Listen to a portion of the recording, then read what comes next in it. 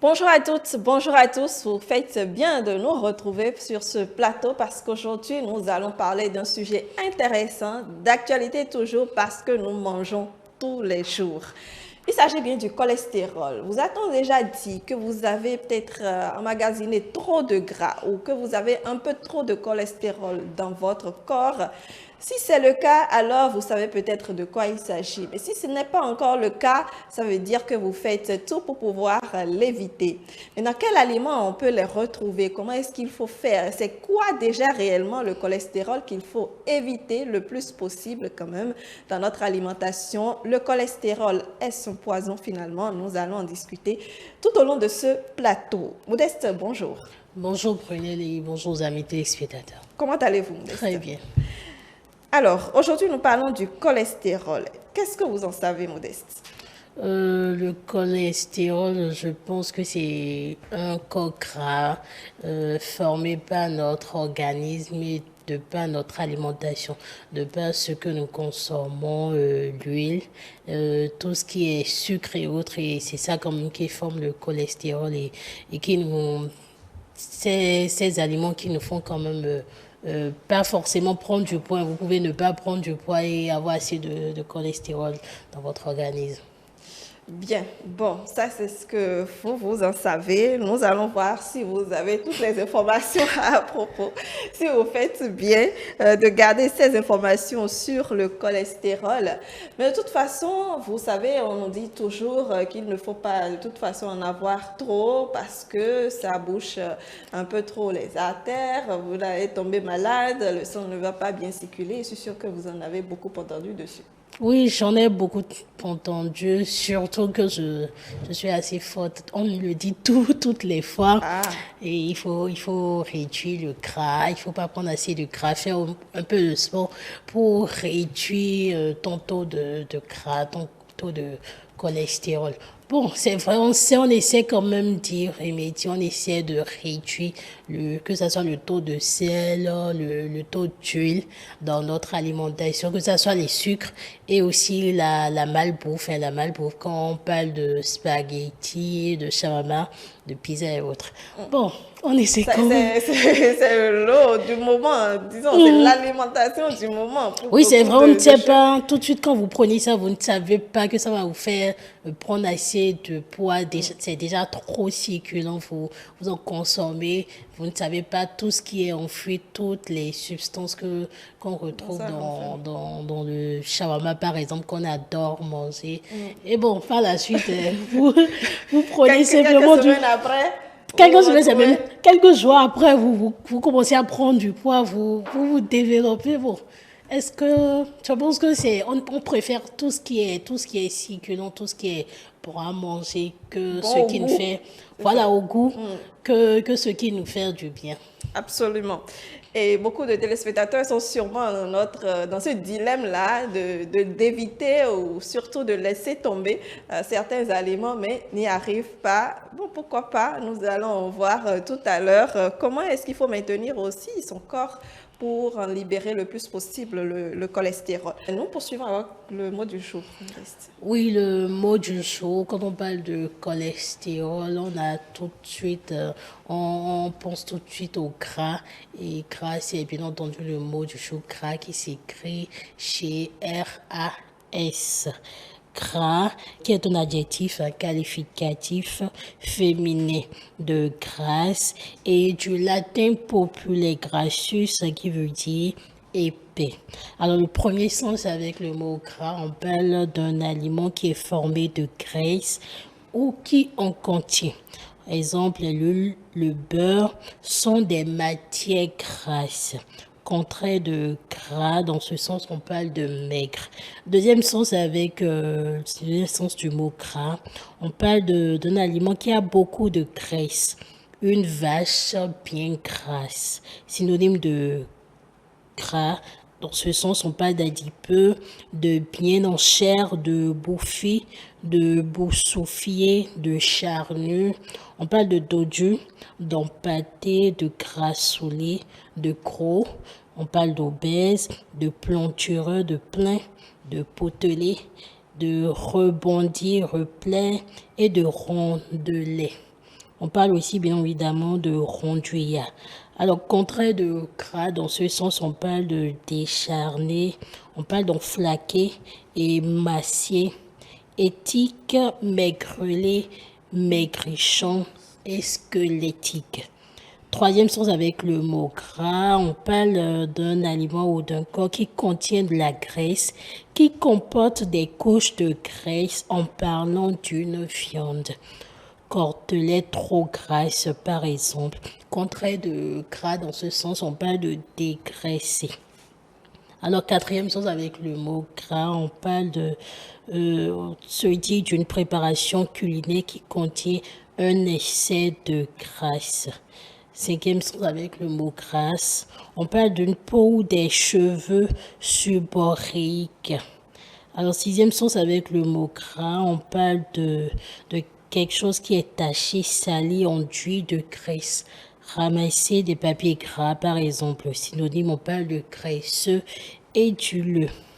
Septième sens avec le mot gras, on parle d'une consistance onctueuse, humide et collante. Une boue grasse, par exemple. Au huitième sens, on parle d'un sol glissant, huileux. La voiture a dérapé sur ce pavé gras, en exemple. Synonyme, on parle de gluant, de poisseux et de visqueux. Neuvième sens avec le mot gras, on parle d'un crayon, d'une mine tendre donnant un trait large marqué. Soulier un mot d'un trait gras, par exemple. Contraire dans ce neuvième sens, on parle de délit et de fait. Dixième sens du mot gras, on parle de quelque chose épais qui a une consistance épaisse. Encre grasse, par exemple, et en synonyme, on parle d'épais et de pâteux. Onzième sens du mot gras, dans le langage familier et vieux, on parle d'un licencieux, d'un graveleux, des histoires graves, grasses, par exemple. Synonyme, on parle des grillards, de Gaulois, de Grévois, de l'Est, de Libre. Polisson, on parle de salé et de rabelaissien. Douzième sens avec le mot gras, on parle d'une abondance en particulier en parlant d'une somme. Recevoir de gras émoluments, par exemple. Au 13e sens en littérature, on parle de quelque chose qui est fertile en parlant d'un terrain plantureux, de grasse prairie. En minéralogie, on se dit de l'état anxieux que présentent certains minéraux. En enologie, voilà, on se dit d'un vin présentant en bouche un certain corps ou un certain volume. Deux citations pour finir avec le mot gras. La première citation, c'est un proverbe chinois qui dit « Quand on a de la viande, on déteste le gras. Quand on n'a rien, on mange même la peau. Quand on a de la viande, on déteste le gras. Quand on n'a rien, on mangerait même la peau. » C'est un proverbe chinois et la deuxième citation qui est toujours un proverbe tiré du livre des proverbes qui dit « Il vaut mieux être invité avec affection à manger des herbes qu'à manger le veau gras lorsqu'on est haï. » La Bible. Il faut mieux être invité avec affection à manger des herbes qu'à manger le veau gras lorsqu'on est haï. Ça, c'est un proverbe extrait du livre des proverbes tiré de la Bible. Très bien, merci Modeste. Il vaut mieux être invité à manger avec affection des herbes qu'à manger du veau gras lorsque l'on est haï. Merci pour ces éléments d'information sur le mot gras et nous allons vous retrouver presque en fin d'émission, j'allais dire, pour les messages que vous attendez sur notre numéro, le numéro d'ailleurs qui est affiché en bas de vos petits écrans que vous allez donc nous rappeler, Modeste. Le 55 01 82 91. 55 01 82 91. Merci et je vous dis à tout à l'heure. Voilà, nous sommes en plateau et nous avons donc nos invités installés déjà. Félicien Edou, bonjour. Bonjour Dame Brunel. Comment allez-vous? Je me porte très bien. Merci de réitérer donc votre présence sur notre plateau pour édifier les téléspectateurs toujours sur des thématiques de santé. Également avec nous ce matin, je vous présente Francesca Samba, c'est ça? Oui, c'est ça. Bienvenue sur le plateau. Merci, bonjour Brunel. Bonjour. Vous êtes journaliste. Oui. Merci d'être avec nous. Également, Martial Aclo, bonjour. Bonjour. Alors, Martial Aclo, qu'on retrouve souvent sur les sujets de lundi ou d'éducation, parce que vous êtes consultant en éducation. Merci d'être avec nous, de partager le plateau. C'est moi. Sur le cholestérol, est-ce un poison? Alors, déjà, le cholestérol, peut-être vous avez suivi, docteur aussi, Modeste tout à l'heure, mais je vais d'abord donner la parole à nos deux autres invités pour savoir ce que eux ils en disent du cholestérol. Francesca. Alors, pour moi, le cholestérol, c'est un lipide appartenant à une certaine famille que l'on retrouve naturellement dans le corps et qui peut être également apporté par les aliments que nous consommons. Très bien. Aussi simple. Oui, très simple. Martial. Je pense que je l'appuie aussi, c'est vrai. C'est des éléments dangereux pour notre corps, notre organisme, pour ce que nous consommons au quotidien. Je pense que l'homme ne peut pas vivre que sans se nourrir, qui est le premier besoin, le besoin le plus élémentaire. Oui. Nous nous nourrissons d'un peu de tout. On avale, surtout quand on commence par grandir à un certain âge. On prend tout. Quand on voit n'importe quoi, on avale. Oui. Sans savoir réellement les conséquences qui sont derrière ce que nous sommes en train d'envoyer dans notre organisme. Absolument. Donc le cholestérol, c'est un poison. Ça, là, j'entends, moi, je saute sur le sujet pour dire, c'est dangereux pour notre organisme, étant donné que nous ne maîtrisons pas tous, autant que nous sommes enfants, grands, jeunes, tout ce que nous consommons, du point de vue médical, sanitaire. Très bien. Alors, docteur, qu'est-ce que vous pouvez nous en dire donc, de manière simple à retenir sur le cholestérol? Je crois que la définition est déjà bien donnée. Très bien.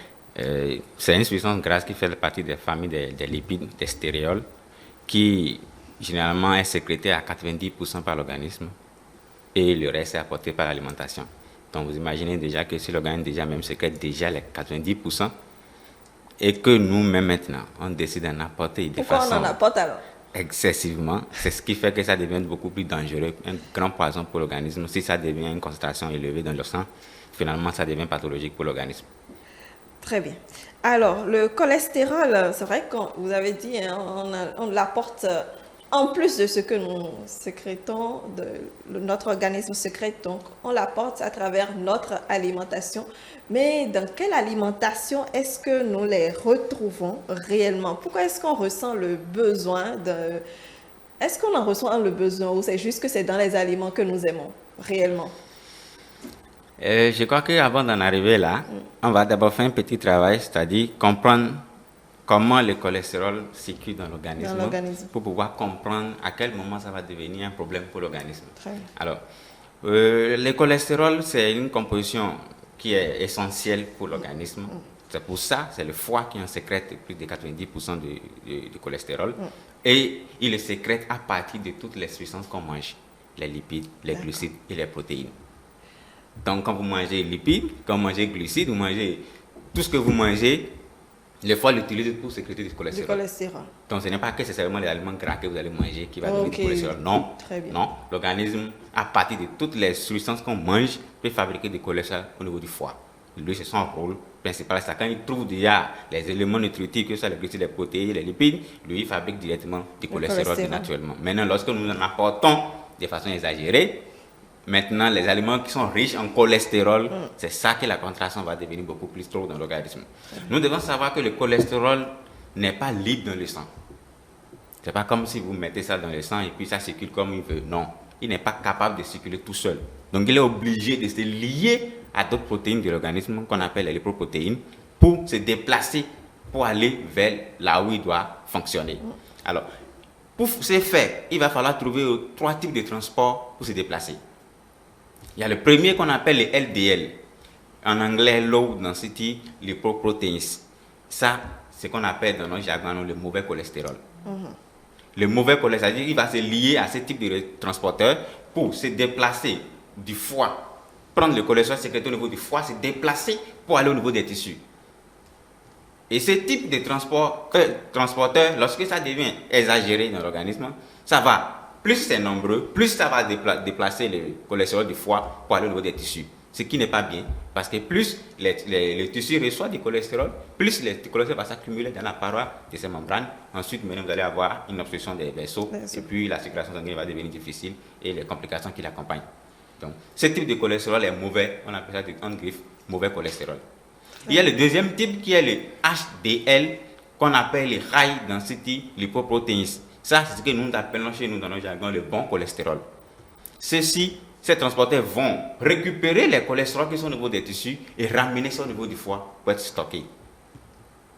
Donc ceux-là vont débarrasser les tissus du cholestérol et ramener ça au niveau du cœur. Donc nous on préfère que ce type de cholestérol soit beaucoup plus important dans l'organisme que l'autre qui va amener vers les tissus. Parce que plus ça amène vers les tissus, plus c'est dangereux. Pour l'organisme. La dernière catégorie, c'est les VLDL, les Very Low Density Lipoproteins. Ce type-là transporte le reste des graisses qui contient généralement les triglycérides que généralement nous dosons également quand nous voulons évaluer les bilans lipidiques chez une patiente. Ce type-là également, j'ai dit le low density est dangereux, mais imaginez le very low. Du coup, les triglycérides qui sont des macromolécules également, qui sont transportés, si ces éléments-là sont transportés vers les tissus, ça va faire le même travail. Si déjà le cholestérol même est déjà transporté, ensuite mais les triglycérides l'accompagnent, ça augmente les facteurs de risque cardiovasculaire. Donc ces éléments-là, lorsque nous savons comment ça fonctionne, on peut déjà se faire une idée. Si j'ai assez de cholestérol qui entre, forcément il y en a qui les transporteurs vont devenir importants, qui vont transporter ça vers les tissus, ce qui n'est pas bien. L'objectif, c'est de faire ramener les cholestérols qui sont au niveau des tissus, au niveau du foie, pour être stockés. Parce que c'est là-bas, ça se stocke. Plus ça devient trop là-bas, plus l'organisme va vouloir libérer les surcharges qui vont se retrouver au niveau des tissus, qui vont endommager maintenant les tissus. Alors, si nous revenons maintenant, comme je l'ai dit, que ça se sécrète au niveau du foie, plus de 90%, l'organisme est capable de sécréter 1 gramme en moyenne de cholestérol par jour, le foie. Et normalement, c'est bon. Normalement, c'est déjà suffisant pour l'organisme pour fonctionner, pour avoir, selon les rôles qu'on va revenir plus tard sur les rôles de cholestérol. Alors, maintenant, moyennement, on s'est dit qu'il ne faut pas dépasser 300 mg ester par jour. Donc, on s'est dit qu'avec 1 gramme de l'organisme, quand vous ajoutez 300 mg, ce n'est pas mauvais. Du coup, l'organisme va se débrouiller avec la quantité 1 gramme 300 en maximum par jour pour pouvoir faire le métabolisme. Maintenant, en dehors que le foie sécrète à partir des lipides et des glucides, maintenant, il y a même les aliments que nous-mêmes nous envoyons. Qui sont déjà les lipides, les glucides, qui déjà même les autres ont déjà une quantité qu'ils apportent à l'organisme. Maintenant, les gras maintenant même que nous-mêmes nous consommons. Nous allons essayer de raisonner en fonction de 100 grammes de chaque élément et quelle quantité de cholestérol nous allons retrouver dedans. Et nous allons partir des plus riches en cholestérol vers les moins riches en cholestérol. Très bien. Alors oui, en attendant, je sais que vous avez beaucoup d'informations à nous donner, mais nous avons nos deux invités à côté. Peut-être justement pour aborder ce côté des aliments, nous en consommons et depuis toujours, depuis tout petit, comme l'a dit Martial, il y a beaucoup de choses que nous mettons dans notre organisme sans pour autant savoir. Pour vous, quels sont ces aliments-là, avant que le docteur ne donne des précisions. Quels sont ces aliments-là qui en renferment vraiment de trop pour notre organisme? Alors, je dirais d'abord qu'il y a le jaune d'œuf, il y a également le beurre, la margarine que nous consommons avec du pain. Du pain, oui. Il y a la mayonnaise également qui est très riche en lipides et qui peut vraiment augmenter le taux de cholestérol que nous avons dans notre organisme. Très bien. Marcel, les éléments lipides, elle vient de citer, le beurre, ce que nous aimons, la mayonnaise, généralement. Moi, je l'ai déjà pris ce matin. J'allais vous demander si vous en prenez. Je l'ai déjà pris avant de venir ici. Je pense que, bon, c'est la quantité, je ne sais pas, le médecin est là. Il pourra nous dire quel est il a commencé un peu entre le mauvais cholestérol et le bon cholestérol, lequel qui est très très bon pour notre organisme et lequel nous devons faire chose là. Parce que je me rappelle un peu dans l'enfance, comme moi j'aime un peu la mayonnaise un peu avec les mélanges, tout ce que vous savez, j'aime bien. On m'a toujours dit, non, n'en prends pas trop, fais doucement avec, et puis un peu en petite quantité. Mais qu'est-ce qu'ils disent ces gens-là? On n'aime pas du tout ça. Donc, c'est des trucs qui sont pas mal pour l'organisme, on en prend et puis on s'en réjouit véritablement. Maintenant, c'est la quantité sur laquelle je me trompe depuis des années, mais lorsque moi j'ai commencé par quand même diminuer, tant soit peu, je pense que je ne souffre plus ou bien je ne parle plus de ces choses-là où je ne parle parce qu'il a sorti le mot tout à l'heure, c'est le problème du foie qui est notre problème en général au niveau des différentes pathologies que nous avons. Lorsque le mauvais cholestérol attaque le foie, nous sommes tout le temps malades. Parce que quand le foie a un problème, je pense que généralement l'organisme est atteint. Or, tout part du mauvais cholestérol. Très bien. Vous allez nous en dire tout à l'heure davantage sur votre expérience, docteur. D'accord. On va démarrer par savoir qu'il faut que vous sachiez que le cholestérol, c'est les aliments gras, comme on dit les lipides.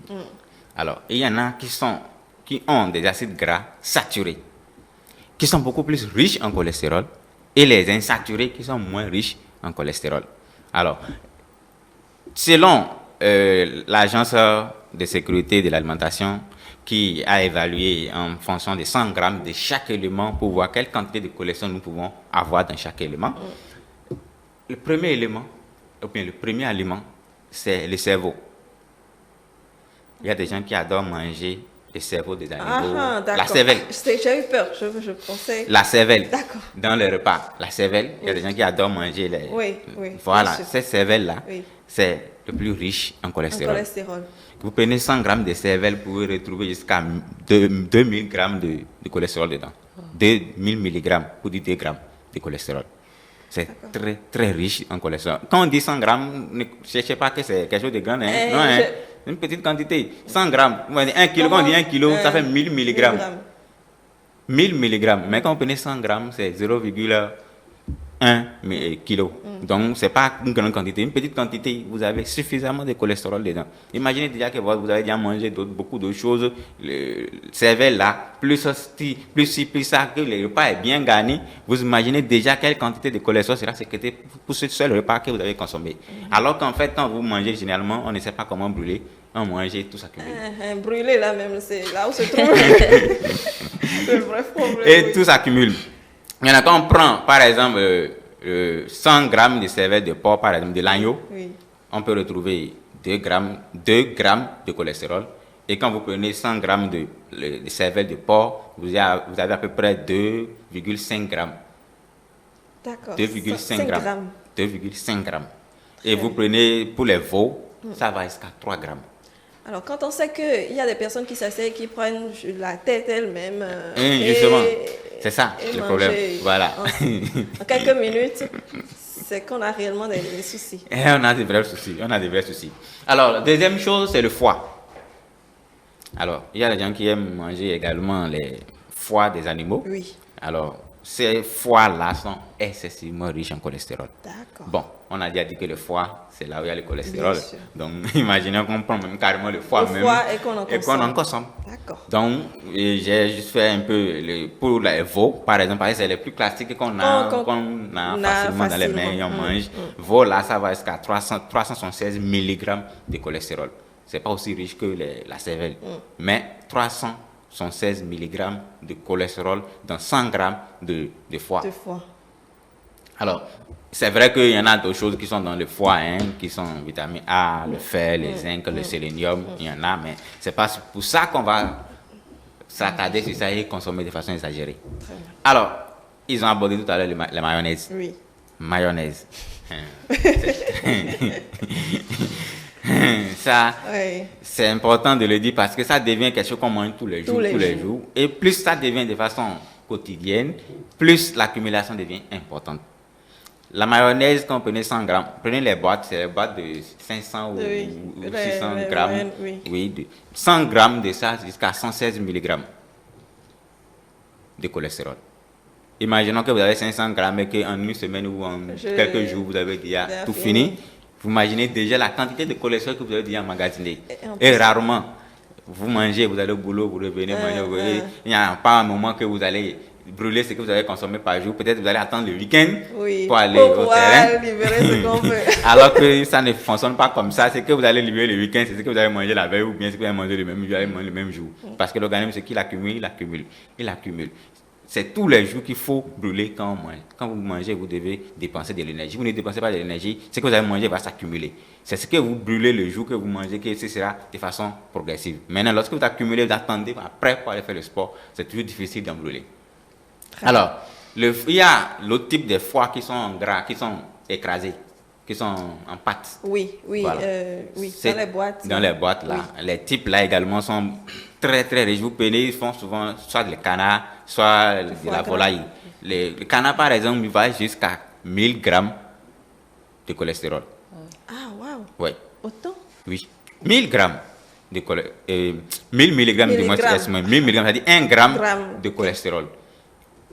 J'ai dit qu'il faut 300 mg par jour. Imaginons que vous êtes assis, vous avez déjà 1000 mg. 1000 mg d'un coup, alors que le foie déjà va sécréter lui-même à partir des autres près de 1000 mg également. Ça vous fera à peu près 2000 mg. Quand je dis c'est pas... Bien sûr, ou bien on a déjà pris la mayonnaise ou bien du beurre quelque part et ça vient s'ajouter. Vous imaginez la quantité qui va se retrouver en fin d'une journée. Oui. C'est énorme encore que l'organisme n'arrive pas à éliminer aussi facilement ces lipides-là. Les beurres, c'est la même chose. Oui. 100 grammes de beurre, vous avez jusqu'à 220 mg de cholestérol. Ok. Les gens disent que bon, je préfère le beurre que la mayonnaise. C'est la même chose. Le beurre est encore beaucoup plus riche et en cholestérol que la mayonnaise. Okay. Donc c'est une façon de faire des business. Alors, on vient sur les gésiers, on en vend bien sûr. Partout, et dans des sachets emballés, dans les différentes formes qu'on trouve, les brochettes et tout. Vous allez jusqu'à 300 mg de cholestérol dans 100 g de gésier. Déjà. Maintenant, si c'est déjà dans un aliment, vous mangez la viande, vous mangez le gésier, vous mangez tout ensemble. Et on va y revenir sur les viandes, là, vous allez voir déjà combien de cholestérol. On prend une petite salade à côté avec mayonnaise, sur ça, et puis finalement, on mange très mal. Oui, très mal. Très, très mal. Il va falloir qu'on trouve un moyen d'y remédier parce que les pathologies aujourd'hui deviennent de plus en plus récurrentes, de plus en plus fréquentes. Et on se demande qu'est-ce qu'il y a à la base. C'est pas compliqué, c'est notre mode d'alimentation qu'on mange très mal actuellement. Et c'est en ça nos parents ont un avance sur nous parce qu'ils ont un mode alimentaire totalement différent du nôtre.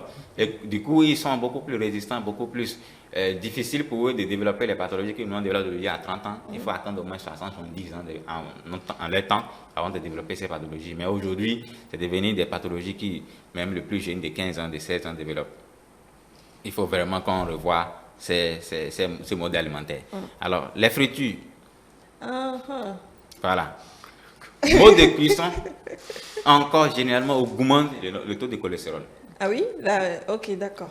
Voilà, parce que vous allez préparer, vous prenez par exemple l'œuf dont on a parlé tout à l'heure, vous faites un plat d'œuf frit, vous pouvez avoir jusqu'à 300 mg de cholestérol dedans. Et la partie qui donne plus le cholestérol, c'est le jaune. Quand vous voulez faire omelette et autres, vous êtes obligé de tout casser et de tout mélanger. J'adore le jaune de moi.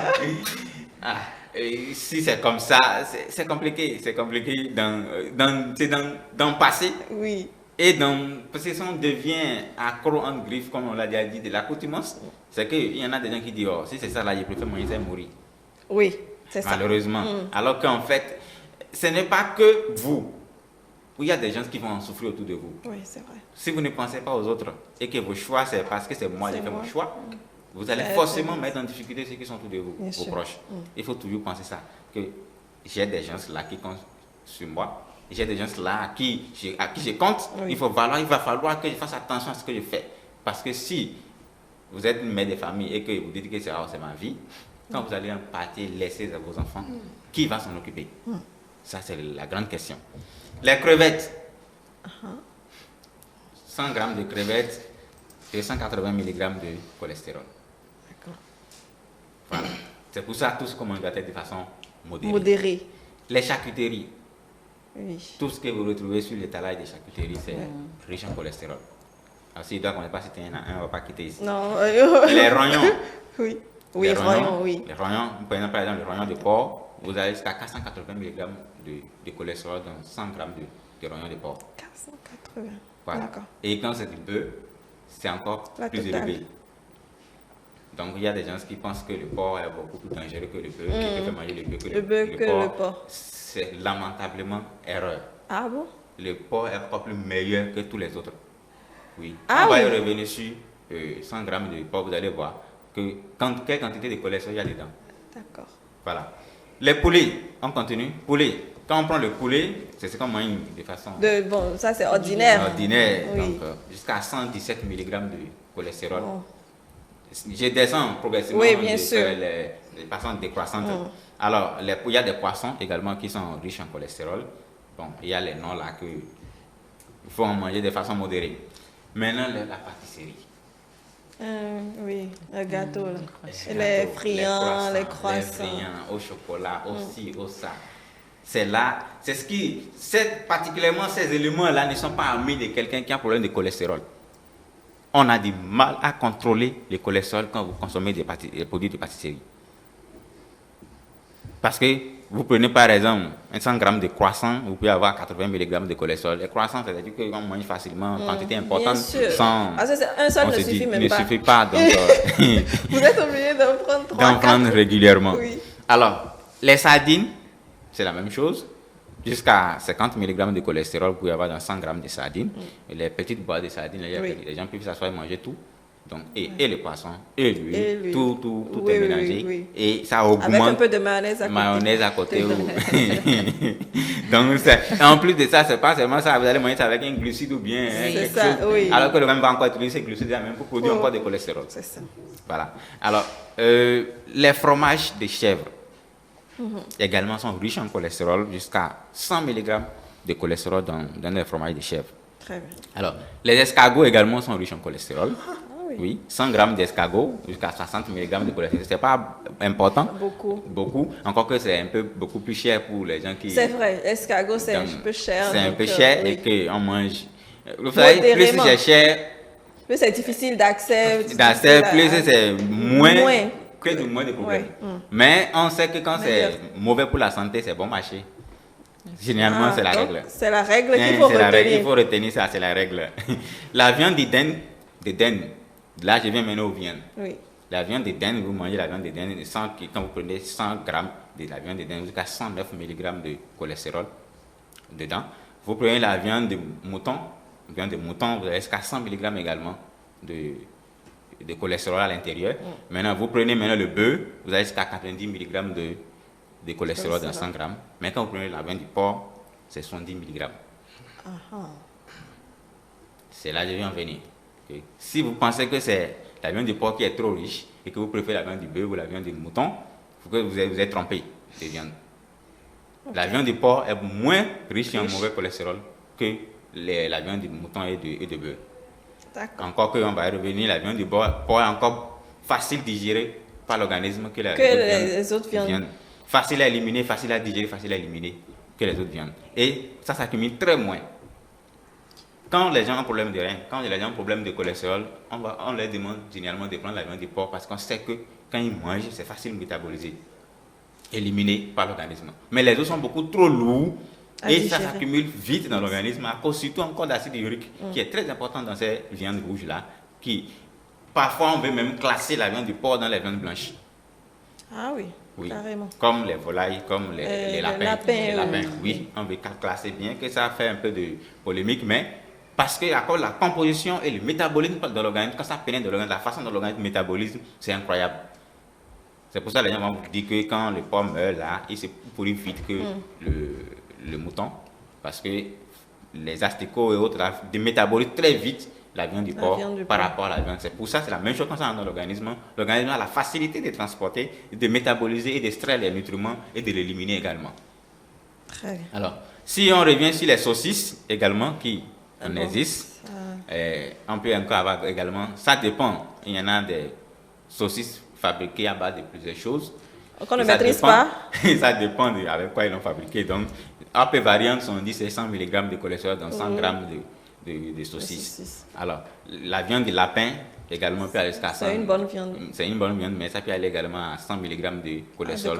Mais la capacité de l'organisme à métaboliser, à éliminer, c'est plus rapide que les autres viandes rouges. C'est ce qui confère de façon bon en griffe qu'on dit pour la viande du lapin, comme la viande du porc. Très bien.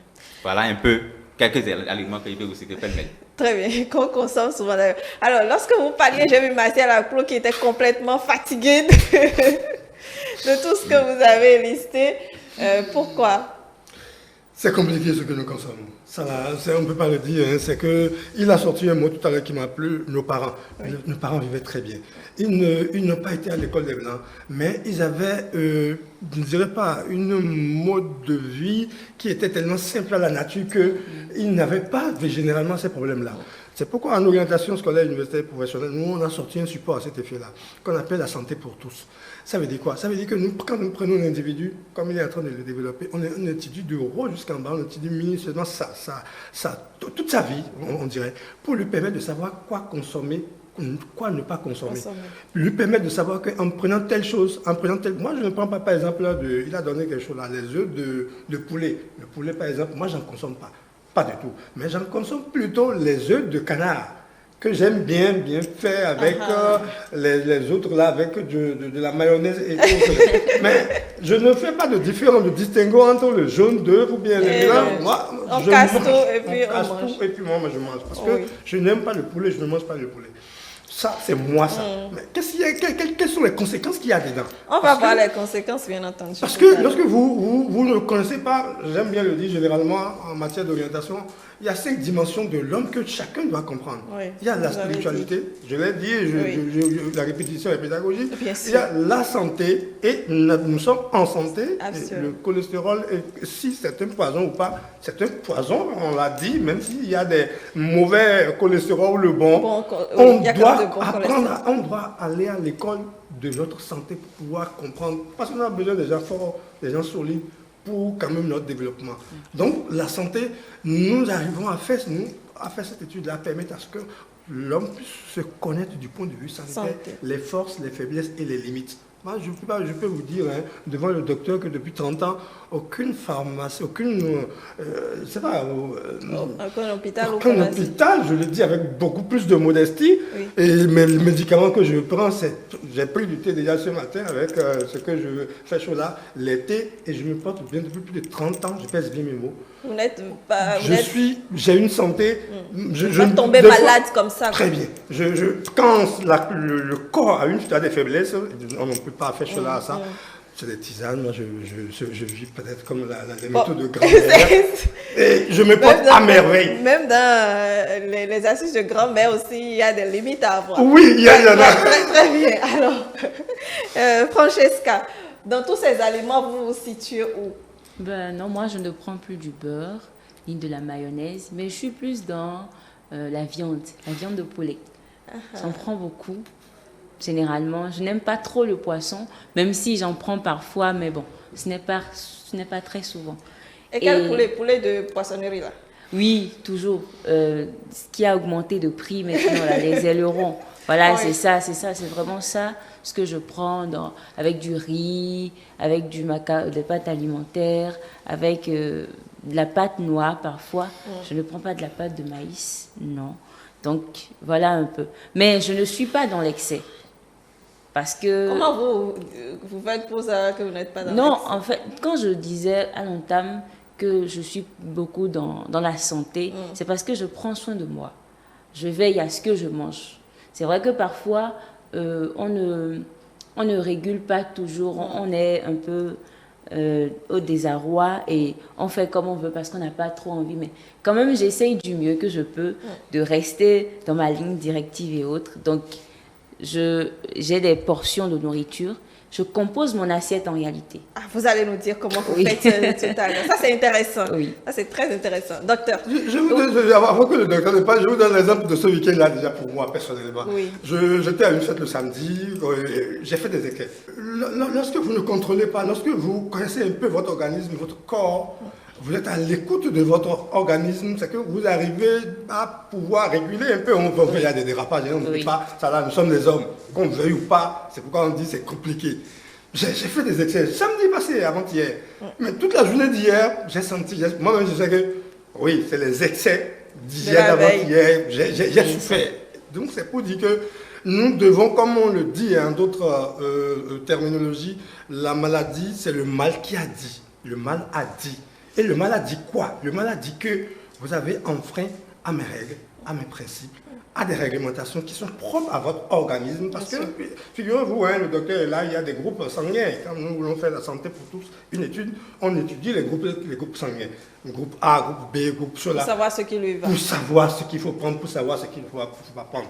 Donc, lorsqu'on connaît un peu les petits détails, au moins un tout petit peu, on ne peut pas contrôler à 50% ou à 20%. Lorsque vous prenez des choses, vous savez automatiquement que oui, que vous avez les conséquences là, vous allez en subir. Docteur, alors, on va d'abord, vous voulez peut-être réagir sur les propos avant d'aller sur les avantages. Même si notre corps sécrète, il y a quand même des avantages à avoir un peu de cholestérol. Tout à fait. Bon, sur les propos, c'est logique, chacun doit apprendre à connaître son corps. Mais au-delà de connaître son corps, il faut savoir qu'il y a certaines choses quand vous consommez et que ça devient excessif dans votre sang, peu importe qui vous êtes, ça va forcément se manifester. C'est ces trucs-là que nous, on est là pour parler. En dehors de ça, maintenant, on va adapter maintenant en fonction de chaque personne. Par exemple, il y a des gens qui ont des cholestérol qui est trop bas, qu'il faut réajuster un peu. Il y en a des gens qui ont très haute, qu'il faut diminuer. Il y en a qui sont à la moyenne, qu'il faut aussi réguler. Faites attention à ça. Donc voilà, c'est selon chaque personne. Mais au-delà de ça, tout le monde doit savoir que quand il y a quelque chose qui devient un excès dans l'organisme, il y a toujours une conséquence derrière. Comme je le dis toujours, c'est pas parce que vous avez commis un péché que vous allez demander pardon, que vous n'allez pas avoir les conséquences de ce que vous avez fait. Voilà. Donc, c'est comme si vous consommez de l'alcool trop et vous dites, Dieu, pardonne-moi, j'ai pris tout l'alcool et vous ne laissez pas saouler. Non. Vous consommez trop que vous serez saoulé. Après, vous allez venir. Quand même, vous allez payer le prix de ce que vous avez fait. Donc, c'est comme ça. Quand vous consommez quelque chose qui est exagéré dans votre organisme, vous allez payer le prix. Ce n'est pas que vous allez dire que Dieu fera, il n'y aurait rien. Non, non. Dieu a créé l'organisme comme ça et ça fonctionne avec telle quantité de telle chose, de telle chose. Quand vous en consommez de façon exagérée, vous allez avoir forcément des répercussions sur votre organisme. Ça, il n'y a rien à faire. C'est clair. Très bien. Maintenant, si on revient sur l'importance du cholestérol, comme je l'ai dit, c'est parce que c'est important que le foie en sécrète. Alors, le cholestérol, c'est un élément important dans la construction des membranes des cellules. L'organisme humain fait de cellules. Et chaque cellule a plusieurs couches et il y a la membrane qui ferme toute la composition interne de chaque cellule. Et cette membrane-là, c'est le cholestérol qui participe à la formation de ces membranes, formation, stabilité de ces membranes. Et lorsque ça devient de façon exagérée, vous savez déjà aussi que les cellules seront forcément atterrées. Donc c'est ce qui fait que plus de 90% des cholestérol que l'organisme sécrète là fabrique les membranes. D'accord. Et si c'est 90% qui fabriquent les membranes et que vous en avez déjà trop, quand il va utiliser les 90%, le reste là, ça va s'accumuler de façon exagérée et puis vous allez avoir des complications. Alors, ces mêmes cholestérol participent à la formation de certaines hormones, particulièrement chez les garçons. Les testostérones. Le cholestérol est un précurseur pour fabriquer les testostérones. D'accord. Ou le cortisone. Le cortisone, c'est un médicament qu'on utilise généralement, les gens utilisent beaucoup de choses pour extraire le cortisone. Ça permet de maîtriser l'inflammation au niveau de l'organisme. Donc l'organisme sécrète le cortisone pour contrôler les réactions inflammatoires de l'organisme de façon naturelle. Vous pouvez tomber là maintenant, un peu ça vous fait mal, et quelques temps après ça va disparaître. L'organisme a réussi à éliminer l'inflammation tout seul sans que vous ne fassiez quoi que ce soit. D'accord. C'est pour ça que quand vous avez l'organisme bien solide, immunité bien en forme, quand vous avez un petit problème, l'organisme sans traiter, ça se régule automatiquement. C'est pour ça que l'organisme est là.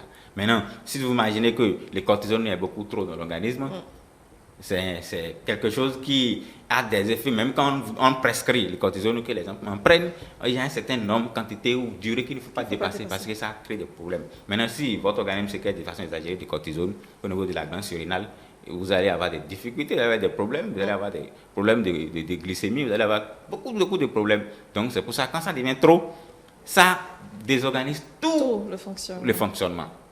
Alors, le cholestérol également est un précurseur pour transformer de la vitamine D, grâce aux rayons ultraviolets, en vitamine D3. Et si vous n'avez pas la vitamine D3, vous allez avoir des problèmes à métaboliser le calcium dans l'organisme. Quand vous avez un problème de calcium, les os vont devenir fragiles, vous allez avoir des fractures pathologiques tout le temps.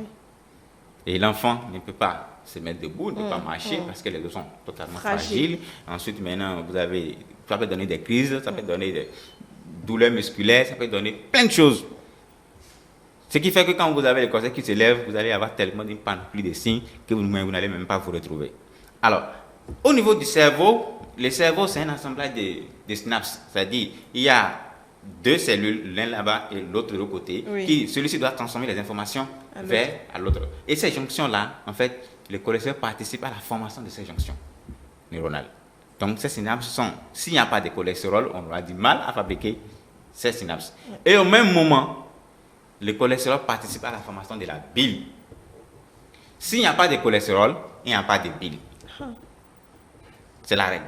S'il n'y a pas de cholestérol, il n'y a pas de bile. Et s'il n'y a pas de bile, vous mangez quelque chose de lipidique, vous ne pouvez pas métaboliser. Oui, ça ne peut pas digérer. Vous ne pouvez pas digérer. C'est pour ça que les gens qui ont une baisse de cholestérol et que ça commence à créer le problème, ils ont toujours des problèmes de digestion. Parce que la bile qui est sécrétée n'est plus en bonne quantité, n'est plus en bonne qualité. Du coup, la digestion de tout ce qui est lipidique là devient problématique. Et là, quand ils mangent quelque chose un peu huileux, qu'ils mangent quelque chose là, c'est soit la diarrhée, soit la constipation, tout à gauche et à droite, on passe de l'extrême constipation à la diarrhée, de la diarrhée, on revient à la constipation. Ça devient compliqué parce que le métabolisme est très mal fait. Donc voilà à quoi c'est le cholestérol dans l'organisme. C'est pour ça qu'il y a une quantité que l'organisme sécrète déjà avec tout ce qu'on mange, mais c'est lorsque ça va devenir un excès qu'on va parler des conséquences. Très bien. Alors, moi, ma question, c'est également, vous nous avez parlé un peu plus tôt du mauvais cholestérol et du bon cholestérol. Comment est-ce qu'on peut savoir que là, on a du bon cholestérol bien, ou qu'on en consomme quand même par rapport au mauvais?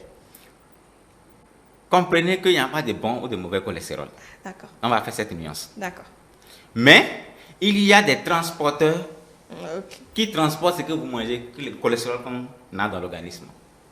Là, lorsque c'est trop, il y a les transporteurs qui vont l'envoyer vers les tissus. Les transporteurs qui transportent du foie vers les tissus, là, on les appelle les mauvais. D'accord. En fait, ce n'est pas que c'est mauvais cholestérol. Non, c'est les actions à eux, c'est quand ils trouvent et ils transportent. Et le fait de transporter là, c'est ça qui est mauvais. C'est pour ça qu'on les donne griffe mauvais. Mauvais cholestérol. Maintenant, lorsqu'il n'y en a pas beaucoup, celui que les autres transporteurs voient tout ce qui est au niveau des tissus et ils ramènent au niveau du foie pour stocker là-bas pour éviter de créer des problèmes au niveau du foie. En faisant ce rôle-là, on les a qualité de bien, de bon cholestérol. Ce n'est pas que c'est le cholestérol qu'on mange qui a bon et mauvais. Non, cholestérol, c'est cholestérol qu'on peut consommer, c'est mauvais. Mais l'organisme lui-même trouve le moyen de stabiliser le cholestérol. Il y en a qui vont aller chercher quand ça devient trop dans les tissus, ils ramènent au niveau du foie. Ceux-là, on va les dire qu'ils sont bien. Et mais quand ça devient exagéré, il y en a qui vont transporter vers les tissus, on dit qu'ils sont mauvais. C'est juste l'appellation de ceux qui font les ramènent. Les deux actions en fait. Les deux actions en fait. C'est ça. Qui est mauvais et bon. Très bien. Mais cholestérol, si vous en consommez trop, il y a les transporteurs qui vont voir qu'il y en a beaucoup, ils vont transporter. Si ceux qui sont... En fait, vous devez savoir que la quantité de cholestérol total résume de ceux qui transportent et ceux qui ramènent. C'est la somme des deux. Maintenant, si celui qui transporte devient beaucoup, celui qui ramène devient peu. Parce que c'est 2. Si l'autre est à 2, l'autre sera à 0. Si l'autre est à 1,5, l'autre sera à 0,5. C'est comme ça. Celui qui prend le dessus, c'est celui-là qui devient... Maintenant, nous, on veut que c'est celui qui ramène là, qui augmente un peu. Pour pouvoir vite ramener tous les mauvais cholestérol au foie. Mais si vous pas malchance vous en consommez trop, ce sera celui qui est mauvais qui sera au-dessus. Donc il va transporter du foie, débarrasser du foie et l'envoyer au niveau des tissus et vous allez avoir des complications. Très bien. Alors, à quel moment est-ce que, disons, on en a trop ou on en a peu? Malheureusement, c'est le problème du cholestérol, ça n'a aucun signe, il n'y a aucun moyen pour le savoir. Si ce n'est pas que vous avez les complications. Mais celui qui a l'habitude d'aller vérifier son état de santé de façon systématique, il fait quelques bilans, il évalue son foie, il évalue ses reins, il évalue ci, il évalue ça, de façon de routine. C'est celui-là qui sait que j'ai un cholestérol qui augmente. J'ai un cholestérol qui est baisse, qui est bas, et puis ou bien j'ai cholestérol normal. Et qu'il n'y a pas de souci. Mais celui qui n'y va pas, il n'y a pas moyen. Voilà. Et bon, je vais mettre ça entre griffes. Tout à l'heure, Modeste disait qu'elle était forte en corpulence, on lui parle de cholestérol. Est-ce que le fait d'être un peu plus en embonpoint et autres ou pas signifie forcément qu'il y en a peu ou il y en a trop? Pas toujours. Ça ne signifie pas toujours qu'il y en a trop. D'accord. Non. Vous devez savoir que quand il y a un excès de poids, l'organisme a besoin, va tout le temps réclamer beaucoup plus des aliments pour pouvoir compenser, pour pouvoir maintenir le métabolisme de base de cet individu. Ce qui va amener l'individu à en consommer de façon pêle-mêle tout ce qu'il trouve, c'est ça qui va peut-être amener l'organisme à en avoir trop de cholestérol.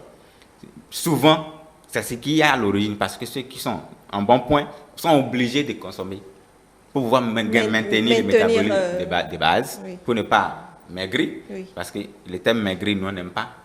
On peut diminuer du poids sans être maigre, sans maigrir. Et oui, c'est ça, il faut comprendre. C'est que vous êtes en bon point, vous voyez que votre poids est trop, vous ne mangez plus pour pouvoir diminuer du poids. C'est mauvais pour votre organisme. Vous allez maigrir, c'est ce qui n'est pas bien.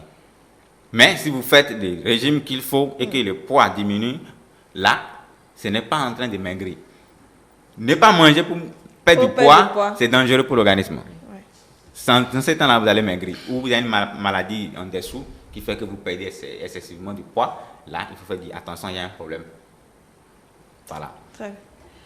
Alors, nous allons parler des conséquences avant que Francesca nous dise comment elle compose ses aliments et avant de parler du sport pour pouvoir, bien entendu, maintenir son organisme. Oui. Voilà, je disais tout à l'heure qu'il n'y a aucun moyen pour savoir si vous avez un cholestérol élevé si vous n'allez pas faire les tests, consulter. Ou bien vous avez déjà les conséquences du cholestérol élevé dans ce temps. Maintenant, quand on dose le cholestérol, comme je l'ai dit tout à l'heure, il y a les bons en griffe et le mauvais. Alors, quand on dose les bons, le total, on va d'abord doser le total, qui ne doit pas dépasser 2,26 pour certaines machines, appareils. 2. On fixe la barre à 2. Alors, on dose votre cholestérol total, ça ne doit pas dépasser 2. Maintenant, si votre cholestérol dépasse 2, en ce temps, on dit qu'il y a excès de cholestérol. Maintenant, on est là à voir qui est-ce qui prend la place. Est-ce que c'est le mauvais ou est-ce que c'est le bon? Alors, on va doser les LDL, qui est le mauvais, pour voir. Là, lui ne doit pas dépasser 1,5. Et l'autre 0,5. Pour que la somme les dépasse les deux. Maintenant, si les LDL dépassent 1,5, c'est que l'autre est en train de baisser. C'est ça. Si par exemple, il y a 3 grammes de cholestérol total, le LDL peut se retrouver déjà à 2,8 ou à 2. Et l'autre va rester à 0,4 ou 0,3 ou 0,2. Il y a un problème. C'est-à-dire que le mauvais a pris les dessus sur le bon. Là, dans ces cas-là, vous êtes à risque élevé de faire une infarctus du myocarde ou de faire un AVC. Voilà. Maintenant, quand j'en reviens aux conséquences, comme j'ai déjà abordé un peu, l'excès de cholestérol va se déposer. C'est-à-dire quand c'est trop, le LDL va transporter du foie et se débarrasser de ça dans les tissus et les déposer là-bas sans les ramener. Et ceux qui doivent les ramener ne sont pas en quantité importante pour les ramener. Du coup, maintenant, ça va se déposer dans la paroi des endothéliums au niveau des vaisseaux. Partout se trouve un artère ou une veine là, ça peut se déposer. Imaginons maintenant qu'au niveau du cœur lui-même, il y a aussi les vaisseaux qui nourrissent le cœur également. Alors, ces cholestérols vont se déposer dans la paroi des vaisseaux au niveau du cœur et le sang ne sera plus incapable d'aller vers le cœur pour le nourrir lui-même, pour pouvoir laisser le temps aussi de nourrir les autres organes. Là, vous n'allez pas sentir de la douleur à la poitrine. Là, on dit que la personne a l'angine de poitrine. Vous ne faites rien, ça va former un petit caillot parce que si le sang ne passe pas, tout est bouché, donc ça va former un petit thrombus là, et puis le sang ne passera plus et la personne va faire un infarctus du myocarde. Il faut courir pour aller fondre le cholestérol qui s'est accumulé là, pour laisser passer vite le sang. Si vous ne faites pas vite, la personne meurt. La personne peut tomber tout de suite, maintenant 15 minutes, 30 minutes après, il va mourir. Parce que c'est dangereux. Imaginons au niveau de la tête également. C'est un vaisseau au niveau cérébral. Le petit thrombus va se former également au niveau cérébral. Vous faites un AVC d'office. Et on ne coupe pas, le cerveau est privé d'oxygène. Quand c'est le cerveau, ça dépend du niveau où se situe le caillot. Si c'est un niveau plus bas, le cerveau totalement sera privé d'oxygène. La personne entre en coma directement et puis la personne meurt. Donc, c'est les conséquences généralement de l'hypercholestérolémie. plus c'est élevé, plus ça va se déposer dans la paroi des vaisseaux, plus ça va bloquer la circulation sanguine, et plus vous tombez soit un dernier fascite, soit un dernier AVC, ou si c'est au niveau périphérique, vous allez voir que vos pieds vont commencer par se gangréner. Parce que si l'oxygène ne passe pas au-delà pour aller nourrir la partie qui reste, ça va commencer par être devenu bleu, noirâtre, et puis vous allez vers là où on va vous couper les pieds, vous amputer. Voilà. Aussi facilement. Alors, Francesca, est-ce que vous en connaissez qui ont des problèmes de cholestérol? Non, je n'en connais pas. Pas vraiment. Et vous, Martial? Souvent, on dit que, vous l'avez souligné tout à l'heure, les gens qui ont un peu surpoids, c'est ce qu'on dit, il y a peut-être trop de graisse, ou peut-être ils en consomment un peu trop de lipides, un peu de choses là. Donc, sinon, des signes extérieurs, comme l'a dit le médecin, on n'en connaît pas. Pas vraiment. Alors, oui. Oui. Quand on parle de ça, il faut aussi parler de qu'est-ce qui peut influencer ces cholestérols dans l'organisme. D'accord. Parce que c'est important de le dire, parce que quand on dit le poids, on est trop ci, on est trop ça, ça fait partie des trucs qui peuvent influencer le cholestérol, comme je l'ai dit tout à l'heure. Alors, la première chose, c'est l'hérédité, qu'on devait savoir. Oui. Il y a des gens qui ont une hypercholestérolémie familiale. Oui. Et vous devez chercher, c'est le drame, parce que les parents n'ont pas cherché à savoir si le cholestérol est élevé ou pas. Oui. Du coup, on ne dit rien aux enfants, et les enfants s'élèvent, et puis la consommation à plat pour exagérer va facilement déclencher les signes facilement très jeunes. Parce que eux, en leur temps, ils ont un mode alimentaire correct et normal et qu'il n'y a pas de souci. Ils n'ont pas subi les affres de cholestérol. Mais maintenant, aujourd'hui, que l'alimentation est devenue problématique, c'est le moment de tirer l'attention de dans notre famille là, on fait telle chose. Dans notre famille, on fait telle chose. Mais cela suppose qu'on sait, qu'on savait et qu'on a investigué. Généralement, la plupart des cas, on n'a pas investigué, on n'a rien fait. Exactement. Bon, la vie continue du coup. C'est seulement ceux qui vont commencer par tomber sous les conséquences. C'est là qu'on se rend compte que, attention, on a un problème dans la famille. C'est nécessaire, que ce soit à cholestérol, que ce soit à tension, que ce soit diabète, que ce soit d'autres maladies familiales. On doit absolument chercher à savoir s'il y a telle ou telle partie de notre famille et qu'est-ce qu'il faut faire pour ne pas en arriver là. Parce qu'il y a un petit caractère génétique qui intervient dans presque toutes les pathologies, qu'il faut vraiment faire attention à ça. Alors, comme on le dit, l'excès d'apport va forcément influencer le métabolisme, la sécrétion du cholestérol. Ce qu'on apporte, ce que l'organisme même fabrique, ça va devenir excessif. Les cesses. Pardon? Les cesses. Vous devez savoir que la femme a moins de facilité à aller vers l'hypercholestérolémie que l'homme. Ah oui? Oui. Intéressant. L'homme va vers vite l'hypercholestérolémie que la femme. À cause de l'œstrogène et la progestérone qui est l'hormone féminin, l'hormone féminine du moins, qui protège la femme jusqu'à la ménopause. Mais attention, quand la ménopause arrive, c'est en ce moment qu'on voit que beaucoup de femmes prennent du poids. Voilà. Et autres. Ça lève totalement le blocage. Et si vous ne savez pas faire quand vous êtes en ménopause, vous allez vous retrouver très vite en quelques années en hypercholestérolémie. Parce que c'est comme si vous avez fait un rattrapage. Ça veut faire un rattrapage, parce que toutes ces années que vous êtes protégé, vous accumulez, l'organisme élimine, dès que l'œstrogène va en concentration le plus faible, tout se déclenche. C'est pour ça en fait, généralement, les signes de la ménopause que vous voyez, c'est à cause de la chute complète des œstrogènes, de la progestérone là, qui déclenche, dérègle totalement le système, et puis tous les signes commencent à s'installer. C'est pour ça qu'il faut faire très attention quand on est encore jeune, surtout les femmes. La ménopause ne pardonne personne. Si vous utilisez mal votre jeunesse, la ménopause vous attend. Vous allez subir. Vous allez subir les affres de ça. Il n'y a pas que Dieu va faire. Dieu a déjà fait, votre organisme a déjà prévu de façon méticuleuse les choses. Il faut apprendre à respecter son corps. Si vous ne respectez pas votre corps, quand vous allez arriver au moment où plus rien n'est contrôlé, vous allez vous retrouver face à des difficultés. C'est comme ça. Très bien. Maintenant, il y a des familles qui ont le diabète. Oui. Si vous êtes dans une famille où les gens sont diabétiques, faites attention pour ne pas faire l'hypercholestérolémie. Vous êtes dans une famille où les gens sont obèses, c'est-à-dire le poids, c'est dans la famille là, tout le monde. Il faut faire attention de consommer moins gras, surtout. Parce que tout ce que vous consommez autre, l'organisme fabrique déjà le cholestérol.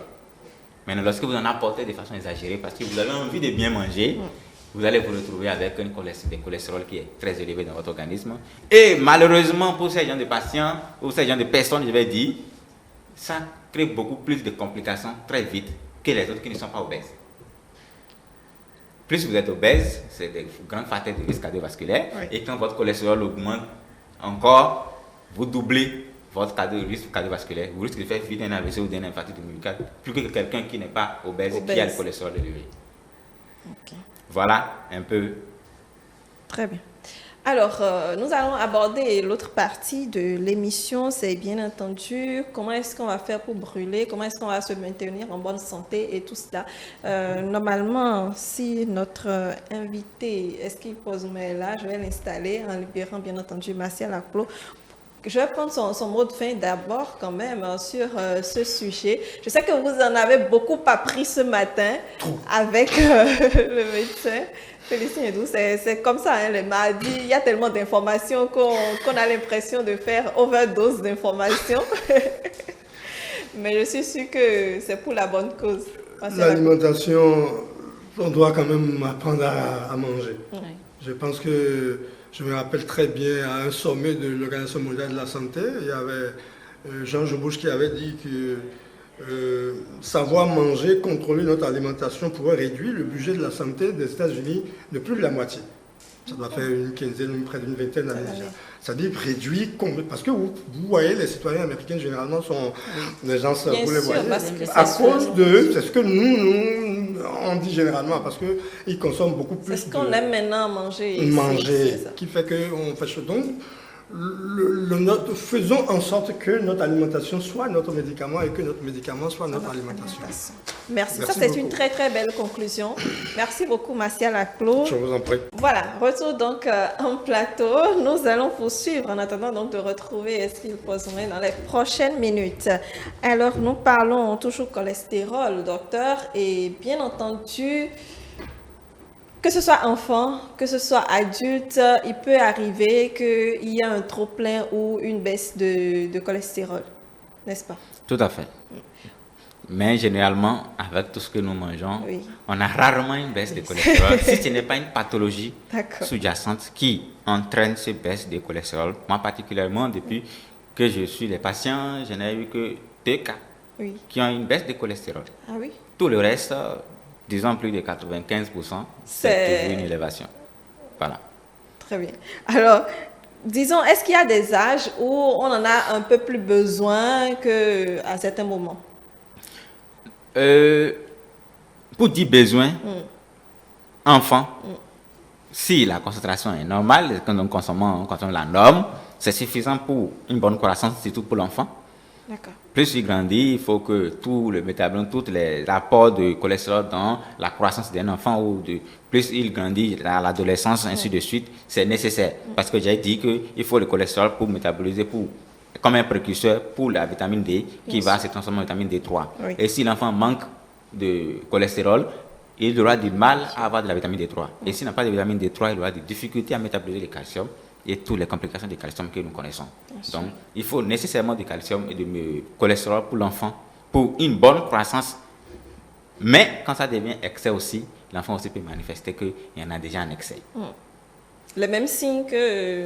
Ça va être difficile d'avoir les mêmes signes que l'adulte, mais on aura quand même par exemple, si on a trop de cholestérol et que c'est difficile pour l'enfant d'avoir facilement une accumulation parce qu'il est trop jeune, il a un sang bouge beaucoup aussi, il n'est jamais tranquille. Oui. Du coup, c'est facilement ça se fond. Mais on aura quand même une sécrétion exagérée de la vitamine D3, un métabolisme exagéré de calcium, vous pouvez avoir une hypercalcémie facilement, ainsi de suite, ou bien des troubles d'hypocalcémie ou d'hypercalcémie. On peut avoir des petits signes indirects pour dire attention, ou bien le poids de l'enfant commence par dépasser la norme, parce que plus l'enfant commence par avoir excessivement du poids, on se demande qu'est-ce qui ne va pas, et on commence par évaluer, on peut pas voir dans son entourage qu'est-ce qu'il mange, qu'est-ce qu'elle apporte, est-ce que c'est trop gras, est-ce que c'est trop sucré, est-ce que c'est ainsi de suite. Et on essaie d'évaluer. Alors, en dehors de ça, quand on grandit un peu, quand on franchit l'adolescence, et puis les menstrues s'installent chez la femme, et puis l'homme commence par avoir les caractères sexuels secondaires, c'est déjà que la quantité qui est là est déjà suffisante pour permettre à la personne de vivre longtemps. Maintenant, quand on vieillit, il ne faut pas en trop consommer parce que c'est catastrophe. Cette partie de la vie, il y a parfois des aliments, on dit qu'on en a besoin à la vieillesse. Ce cholestérol, il ne faut pas en abuser quand vous êtes déjà à la ménopause ou que l'homme dépasse déjà 35 ans. Là, on vous revient en même temps sur une question d'âge. Généralement, l'homme, à partir de 35 ans, il doit commencer par contrôler son cholestérol. À partir de 35 ans maximum. D'accord. Parce que j'ai dit que l'homme est beaucoup plus sujet à faire l'hypercholestérolémie que la femme. Mais la femme, on a mis ça à 45 ans. Parce qu'on suppose que probablement à 45 ans, la ménopause s'installe déjà. Les gens qui ont déjà la ménopause à 35 ans, ménopause à 40 ans, ils peuvent déjà commencer par contrôler le cholestérol de façon régulière pour pouvoir assurer que ce n'est pas élevé. Parce que quand vous franchissez la ménopause, prenez l'habitude toujours d'aller faire votre bilan sanguin, au moins un petit bilan lipidique, glucidique, et puis évaluer le foie et les reins et savoir dans quoi vous embarquez. Ça vous permettra de faire très attention, de savoir comment vous contrôlez votre organisme, qu'est-ce que vous mangez, qu'est-ce que vous devez limiter de manger, ou qu'est-ce que vous avez l'habitude de consommer de façon exagérée, qu'à ce moment-là, qu'il faut en diminuer, ou qu'est-ce qu'il faut privilégier à consommer en quantité importante par rapport à ce que vous consommez avant. Ça, c'est le moment de faire ces bilans. Et généralement, on ne le fait presque jamais. Et c'est quand on fait un AVC ou quand la tension s'installe, et quand c'est en ce temps maintenant on dit bilan HTA, et c'est là maintenant qu'on demande tous ces bilans-là. Et parfois on se rend compte que le cholestérol a franchi les plafonds. Et là on commence à dire, madame, vous avez un cholestérol très élevé. Et généralement, quand les gens qui sont en surpoids, quand ils développent la tension, quand on donne le cholestérol, généralement on retrouve que le cholestérol aussi est élevé. Parce que ce qui a amené que la tension s'est installée vite, a amené aussi le cholestérol à augmenter. Donc, c'est l'habitude que nous devons adopter, surtout à un certain âge. Il faut vraiment prendre conscience et pour commencer par évaluer son organisme, commencer par poser les bonnes questions à son organisme pour pouvoir savoir qu'est-ce qu'il faut lui apporter, qu'est-ce qu'il ne faut pas lui apporter pour ne pas subir les conséquences de ça.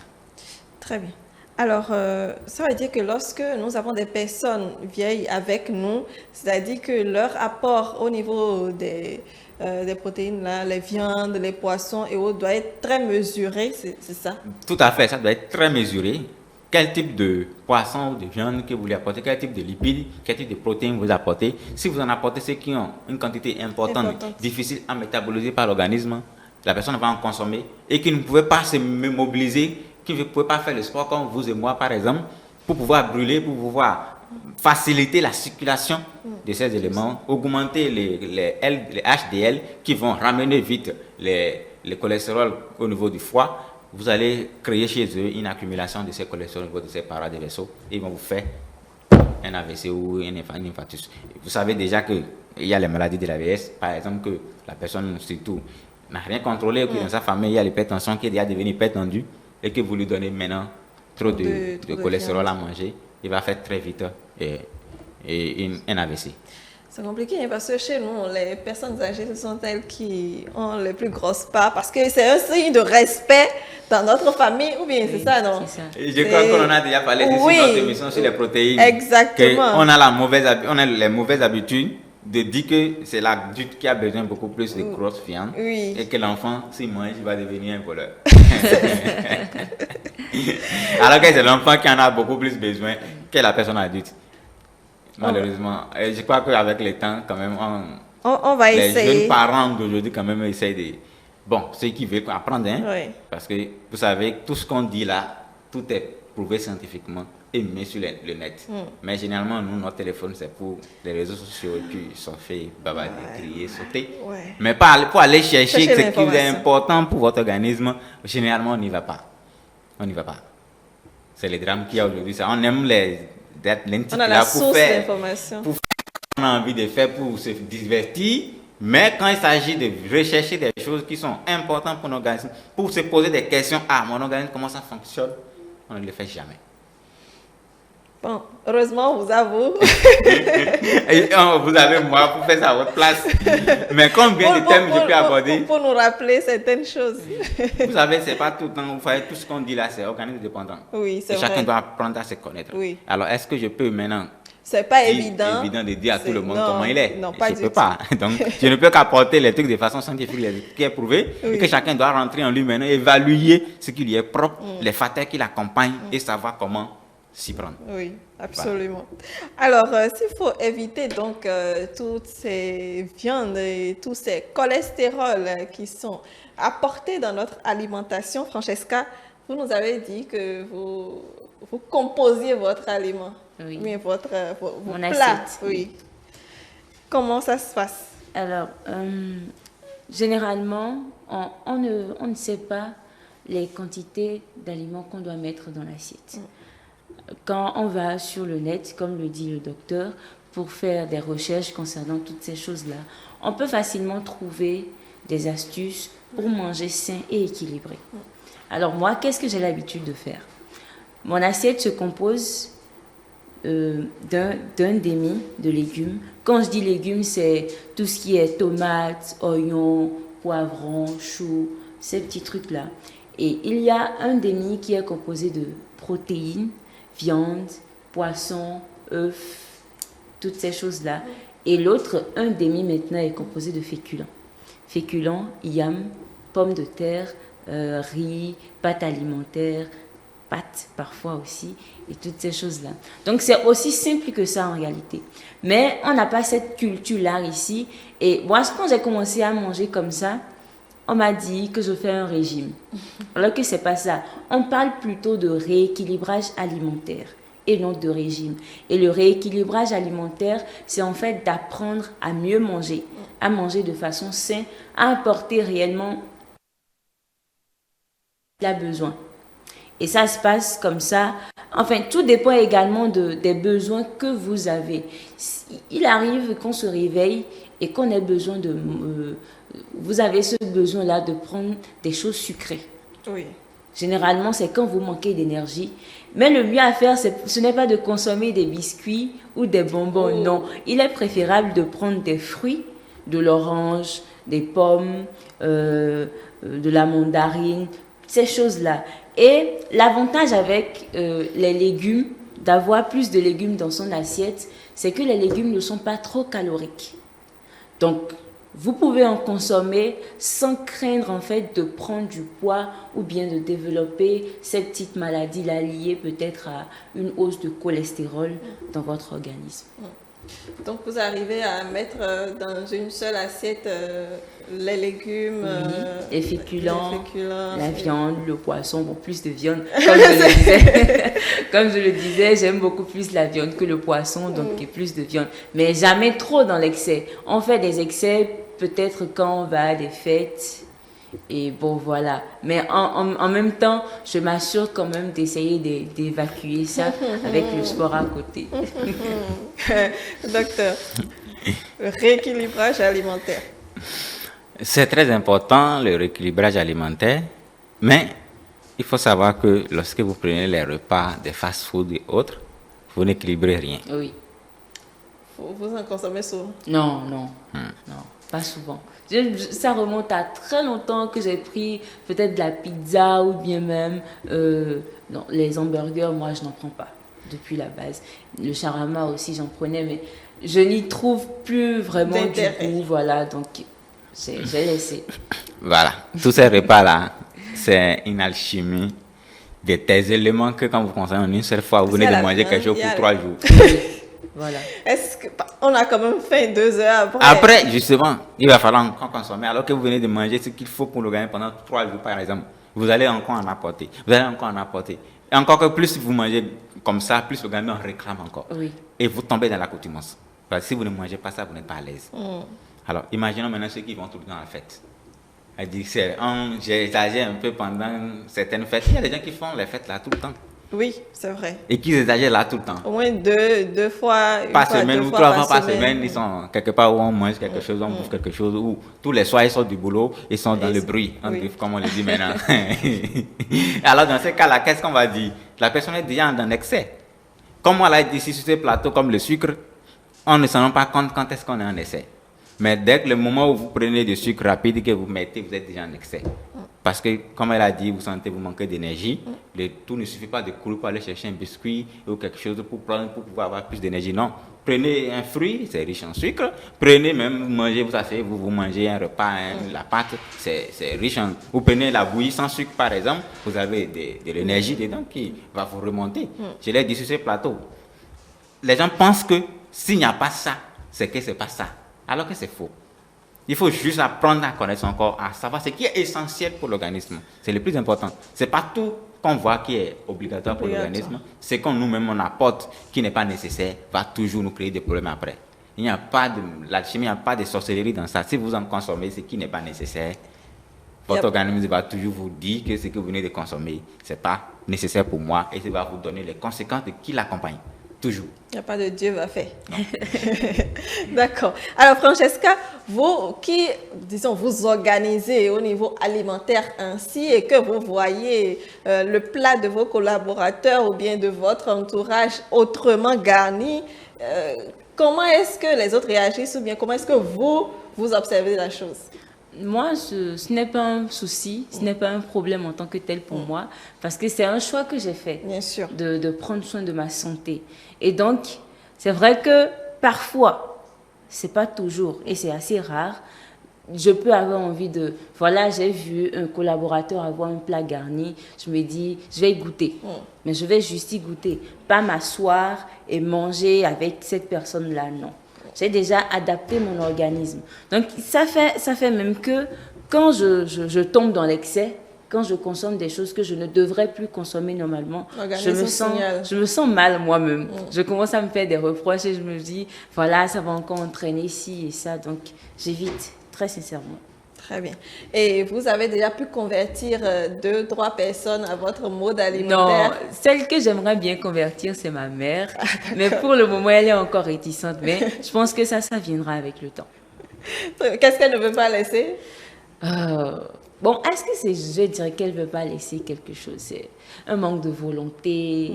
Elle se dit peut-être que je ne serai pas rassasiée quand je vais commencer. Quand je mange mes légumes, souvent elle dit... Toi, tu ne manges pas. Regarde, tu vas dépérir, tu vas maigrir. C'est ce qu'elle me dit. Mais je dis, mais non, pas du tout. Je suis toujours comme je suis, donc il n'y a pas de souci. Très bien. Alors, nous allons retrouver Eskil Possoumé pour une autre partie de l'émission. Voilà, Eskil nous a rejoint. Bonjour, Eskil. Bonjour, Brunel. Bonjour, le plateau et un petit bonjour matinal à nos téléspectateurs. Hein. Comment allez-vous? Oh, ça va, je vais comme un poisson dans l'eau. Très bien. Oui. Vous êtes coach de fitness. Vous avez déjà fait quelques exercices ce matin. Oh, ça, sans ça, je ne sors pas de ma maison. Hein. Non. Il faut toujours transpirer, même si c'est pour 30 minutes, il faut toujours le faire pour apprêter la semaine, pour apprêter la journée. Et là, la journée, elle se passe super bien. Ouais. Nous parlons donc de cholestérol. Et avec vous, comment on brûle ces excès de graisse? Merci. Excès de cholestérol égale excès de graisse. Vous demandez si c'est un poison. Je dirais même ça surpasse un poison. Oui, je ne dis pas dépasser, mais ça surpasse un poison. Pourquoi? Parce que c'est d'abord, l'organisme n'a pas besoin tant d'huile. Commençons par là. Notre organisme n'a pas besoin tant d'huile. Parce que dans chaque repas que nous arrivons à concocter, il suffit juste de mettre une cuillère au plus deux, n'est-ce pas, pour faire son petit repas et c'est délicieux. Donc, ça voudrait dire que l'organisme qui nous permet d'aller, de venir, l'organisme qui nous fournit l'énergie nécessaire qu'il faut, ne doit pas être intoxiqué, ne doit pas subir ce que j'appelle de l'avarisme en matière de nourriture. Il nous arrive de dire que c'est lorsqu'on met assez d'huile que le repas est doux. C'est une erreur, une grave erreur, parce que l'organisme qui a besoin plus de crudité, l'organisme qui a besoin plus des aliments frais, qui a besoin plus de ce qui est naturel, voilà, bio si vous voulez, n'a pas besoin, n'est-ce pas, d'huile. Quand vous prenez assez, les conséquences sont dramatiques, les conséquences sont vraiment fâcheuse et c'est au fil, n'est-ce pas, des actions. L'excès d'huile est extrêmement dangereux. Il faut l'éviter au maximum, prendre juste ce qu'il faut pour être en bonne santé. Et me demander comment on peut le brûler, je suis sûr que la meilleure façon de le brûler, c'est de faire des exercices physiques. Je m'explique. Lorsque vous faites des exercices physiques, le corps étant sur une température donnée, commence par s'échauffer et les graisses dans le corps commencent par s'effondrer. C'est ce qui produit la sueur. Et quand vous commencez par transpirer, je vous assure que c'est d'abord bon pour le corps, pour le cœur, pour tout ce qu'il y a comme organe au sein de votre organisme. Et ça vous permet, n'est-ce pas, de maintenir l'équilibre physique. Je dis équilibre physique. Vous voyez des gens qui ne peuvent pas se tenir debout pour 10 minutes. Non, c'est extrêmement grave. Ça voudrait dire qu'il y a des équilibres qu'il faut corriger. Et faire ces exercices physiques vous permet, n'est-ce pas, d'éliminer l'excès d'huile, de sucre, etc., etc. On aura peut-être le temps de revenir sur, mais puisque aujourd'hui il s'agit du cholestérol, nous aurons le temps de revenir sur les autres dangers. Et transpirer au moins, nous a dit 30 minutes par jour. Transpirer au moins 30 minutes par jour voudrait dire que vous éliminez ces excès de tout ce qu'il y a, comme tout ce que vous avez pris comme aliment, je dirais, nuisible. Oui, moi je les appelle nuisibles. Alors vous allez vous maintenir en forme. Donc transpirer au moins 30 minutes. Et quels sont les exercices, voyez-vous, qu'on pourrait faire? C'est de faire le cardio. Les exercices de cardio. Parce que quand je dis cardio, on retrace le mot cœur là-dedans. Ça veut dire faire travailler le cœur, faire fonctionner le cœur. Et faire fonctionner le cœur vous sollicite les exercices physiques qui voudraient dire lever des bras, travailler les biceps, les triceps, lever des genoux, sauter, faire surtout la corde. Pour ceux qui n'ont pas de problème à motricité réduite, n'est-ce pas, peuvent faire la corde 30 minutes ou 15 minutes le matin avant d'aller sous la douche. Ça permet d'éliminer les déchets, n'est-ce pas, de la veille. Donc le cardio est le premier exercice qu'on peut faire pour éliminer l'excès du cholestérol. Parce que, qu'en fait, le cardio, vous transpirez. Donc, tout exercice pouvant vous amener à transpirer est considéré comme un exercice cardio, exercice de cardio, n'est-ce pas, pour réellement transpirer. Et ceux qui ne peuvent pas rester debout, même assis sur sa chaise, on peut faire des exercices. Nous aurons, si l'occasion nous le permettrait un jour, on va faire un exercice sur la chaise pour permettre aux gens de découvrir que même assis dans sa chaise, on peut faire des exercices pour brûler l'excès de tout ce dont on aurait abusé en matière de nourriture. Très bien. Alors, je suppose que beaucoup vous consultent pour, disons, diminuer un peu de poids et tout ça parce qu'ils veulent diminuer le gras qu'il y a un peu en trop. Disons, pour commencer à avoir des résultats. C'est vrai, le docteur nous a dit c'est tous les jours et vous-même, vous venez encore de le dire, c'est tous les jours, pas un week-end, une fois, un samedi. Un samedi. On prend le plaisir. Et quand on finit encore, on va boire de la bière juste bien fraîche. Extrêmement dangereux. Alors, oui, extrêmement dangereux. Lorsqu'on est assidu, après combien de temps quand même on peut commencer à sentir de l'amélioration, des résultats? Très bien. Si réellement les 30 minutes, vous les faites par jour, c'est-à-dire que du lundi au dimanche, vous faites les 30 minutes, ou les samedis, vous pouvez peut-être aller à 1 heure. Oui, parce que, excusez-moi, une parenthèse, vous voyez des gens qui vont en salle ou vous voyez des gens qui font le sport pour 1h30, pour 2 heures. Oui. Non, ce n'est pas bien. Besoin. On n'en a pas besoin. Déjà, avec 1h15 au plus, le maxi, c'est 20. L'organisme répond déjà. Parce qu'en fait, le problème, c'est quoi? Il faut savoir sélectionner les exercices. C'est ça ce qui est important dans le fitness, dans le maintien, n'est-ce pas, de trucs. Il faut savoir sélectionner les exercices. Et lorsque vous sélectionnez les exercices, ça vous permet, n'est-ce pas, de savoir quoi faire, quels sont les muscles que je suis en train de travailler. Quand vous arrivez comme ça, vous organisez, je vous jure, en 1 heure de temps, l'essentiel est fait et c'est sûr que vous allez transpirer. Donc, si je me mets dans ce sillage-là pour dire 2 mois, 3 mois déjà, vous allez commencer par sentir quelque chose. Sentir quoi? Ce que j'appelle le bien-être corporel. Je m'explique. Vous allez commencer peut-être par vous sentir moins fatigué, moins essoufflé. Et un bien-être d'abord mental et physique. Pourquoi pas psychologique? Parce que tout se résume aussi à la tête. Voyez-vous, donc ça voudrait dire que à 2 mois, 3 mois déjà, vous allez vous sentir léger. Si éventuellement vous avez une marche nonchalante, vous allez vous sentir léger. Vous allez commencer par faire les escaliers facilement. Vous aurez un peu le souffle.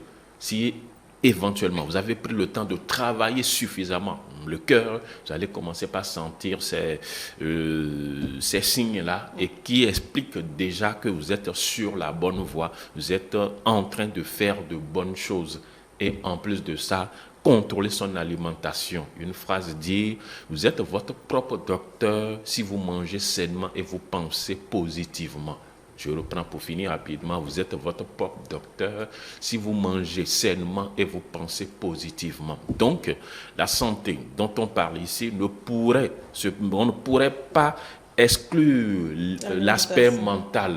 Oui, parce que le mental compte, c'est ça, même un homme debout. Donc, en 2 mois, 3 mois déjà, vous allez commencer par vous sentir, comment on l'appelle, les bras qui étaient en excès de chair. Vous allez commencer par sentir que, attention, ça a commencé par se rétrécir. Voilà, vous marchez facilement, vous avez le souffle. Pendant que, à l'époque, vous faisiez peut-être 10 minutes, 30 minutes essoufflé, vous allez voir, même à 15 minutes...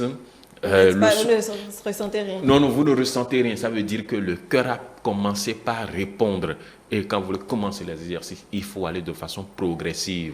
Ne pressez jamais l'exercice. Il y a des gens, quand ils viennent, disent, mais coach, je voudrais en 2 mois vraiment perdre 50 kilos. Et je dis, non, écoutez.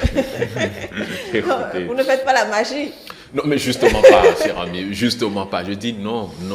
Vous avez pris le temps de consommer tout ce qu'il ne fallait pas pendant des années. Et ce n'est pas en 2 mois, cher ami, ce n'est pas possible, voyez-vous. Donc, ça voudrait dire que tout est progressif. Il faut aller de façon méthodique et surtout écouter son corps.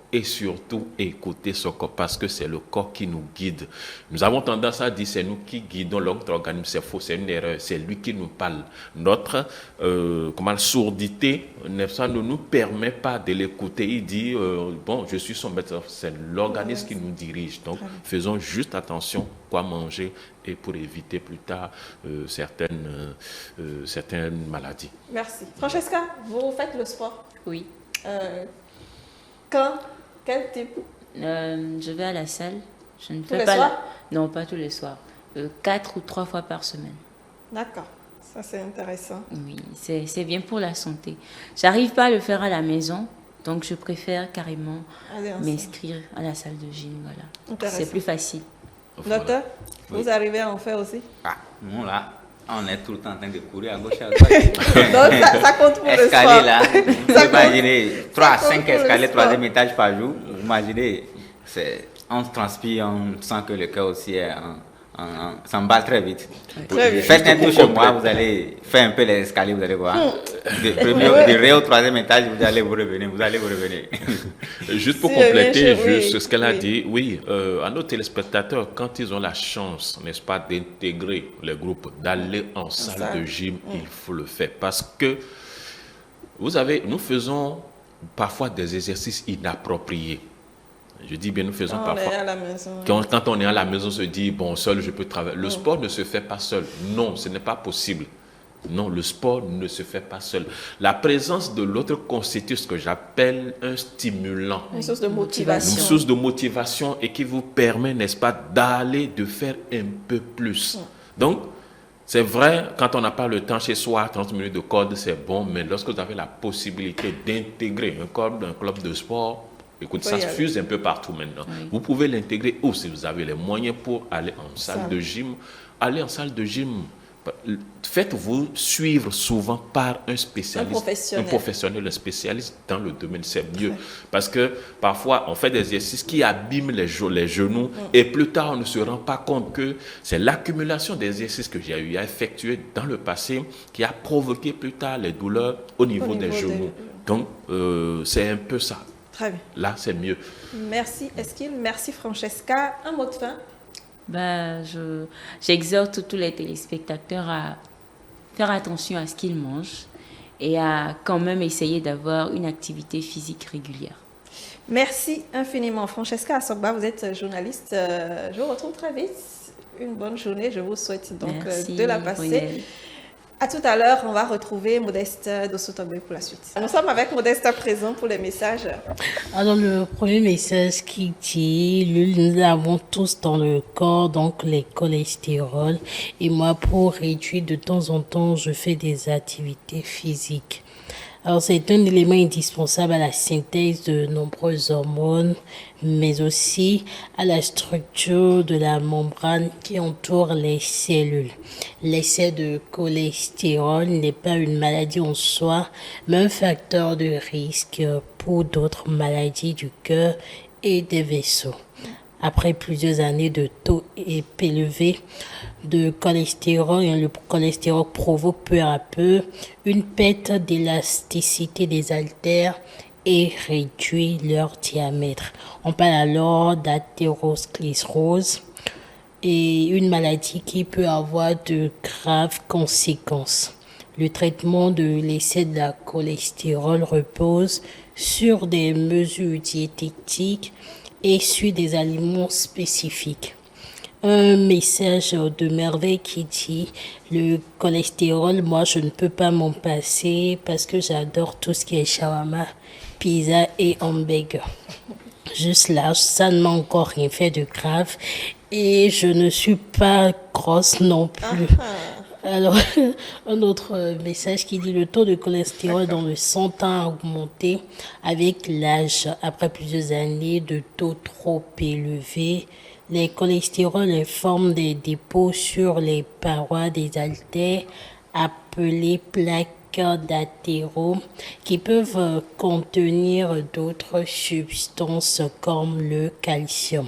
On parle alors voilà, il y a un téléspectateur qui en avait déjà abordé.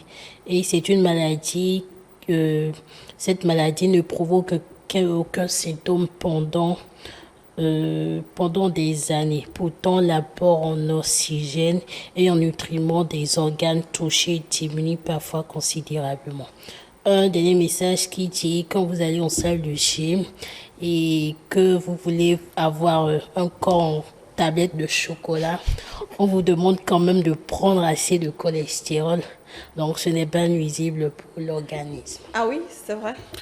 Là, j'en doute. Oui. Aucun nutritionniste, médecin, coach de fitness, tous ceux qui sont dans le domaine ne peut jamais vous conseiller de prendre assez. Non, bon, j'en doute, puisque la connaissance, elle est large. Peut-être qu'il y a une confusion avec ce qu'il faut prendre. Voilà. Pour avoir peut-être de l'énergie. De l'énergie. Pour supporter voilà. les exercices. Les exercices. Là, c'est carrément autre chose. On ne peut pas te dire d'aller prendre du... Non, ça, je ne pense pas. À ma connaissance, je pourrais aussi me tromper, mais j'en doute très fort. Oui, j'en doute très fort. Docteur, il y a un message qui m'intéresse. Lorsqu'on est, bon, comme moi, peut-être un peu plus mince que moi, on s'inquiète pas de tout ce que, des dangers des shawarma et autres. Comme je l'ai déjà dit, que forcément être en bon point ne veut pas forcément dire que c'est l'hypercholestérolémie. Vous pouvez être maigre et avoir l'hypercholestérolémie. Donc, il faut faire très attention. Ce n'est pas parce qu'on n'est pas corpulent qu'il faut, particulièrement celle qui a dit qu'elle ne peut pas s'en passer, qu'elle n'a aucun signe pour l'instant. Oui. C'est toujours notre façon de parler. Je n'ai rien maintenant. Dans 10 ans, dans 15 ans, elle va changer de version. Et en ce temps-là, c'est déjà trop tard. C'est déjà trop tard, c'est pas bien. Tout ce qui n'est pas nécessaire, comme je l'ai dit, et que vous apportez à votre organisme, l'organisme va vous réclamer ça plus tard. Très bien. Très bien. Merci. Pensez. Et de façon dangereuse. Bon, malheureusement. Oui. Alors, la pensée du jour qui dit, pour éliminer le cholestérol, les Américains font du jogging, c'est-à-dire qu'ils courent pendant des heures jusqu'à s'écrouler raide mort d'un infarctus. Pour éliminer leur cholestérol, les Américains font du jogging, c'est-à-dire qu'ils courent pendant des heures jusqu'à s'écrouler raide mort d'un infarctus. Un infarctus. Très bien. C'est une citation de Umberto Eco. Je crois que le coach fitness est ici, il a déjà dit tout à l'heure, ça ne sert à rien de faire le sport jusqu'à 1 heure, 2 heures, 3 heures pour dire qu'on veut brûler le cholestérol. Non, vous allez encore l'infarctus dont on parle là, vous allez dire que vous courez, vous manquez d'eau, et puis Oui. il y a un caillot qui se forme, d'un coup, ça bouche, la tête nourricière du cœur, vous tombez. Ouais. Et oui, c'est pas en une journée. Non, Il faut malheureusement. brûler tout ce que vous avez accumulé pendant 20 ans. Justement pas, voilà. C'est là un peu le problème des Africains. On veut un résultat auto, sur le champ. Non, ce n'est pas possible. L'organisme apprend-le, adapte-le et il va te fournir tout ce dont tu aurais besoin pour être en très belle forme. Merci, Esquil. Oui, Ruben Eko, c'est un universitaire, un érudit, écrivain italien. Il est né le 5 janvier 1932 à Alessandrie et il est mort le 19 février 2016. Umberto Eco, donc, pour la pensée de ce matin. Nous allons devoir boucler notre plateau, mais un mot, je voudrais bien qu'on réponde à notre question. Le cholestérol, on a dit que c'est important pour la santé, donc ce n'est pas vraiment un poison. Oui, le cholestérol est important pour l'organisme, mais quand ça devient un excès, c'est un véritable poison pour l'organisme. Très bien. Ce sera votre mot de fin. Oui, on sait que l'excès de toutes choses nuit. Chacun doit apprendre à connaître son corps et toujours respecter son corps pour éviter les conséquences plus tard. Merci. Modeste? Simplement réduire le taux de cholestérol autant que possible. C'est vrai que c'est pas facile. On essaie quand bien même. Bon, on va quand même essayer et réduire complètement. Oui, l'excès de toutes choses nuit, dit-on. Donc, ça voudrait dire que moins de cholestérol, plus d'exercice physique, et je suis sûr que nous allons vivre longtemps. Et surtout la positivité dans la tête et le tour est joué. Merci infiniment, Modeste de Soutogbe, Esquil Posouin, Dr Félicien Edmond et bien entendu les autres invités que nous avons reçus sur ce plateau. Amis téléspectateurs, vous savez maintenant les aliments qu'il faut consommer modérément et surtout ce que vous devez éviter, sûrement qui font partie de votre quotidien. Je sais que c'est difficile, mais si on veut avoir une meilleure santé, je suis persuadée que nous pouvons y arriver. En espérant vous retrouver dès demain pour un autre sujet, je vous souhaite une excellente journée.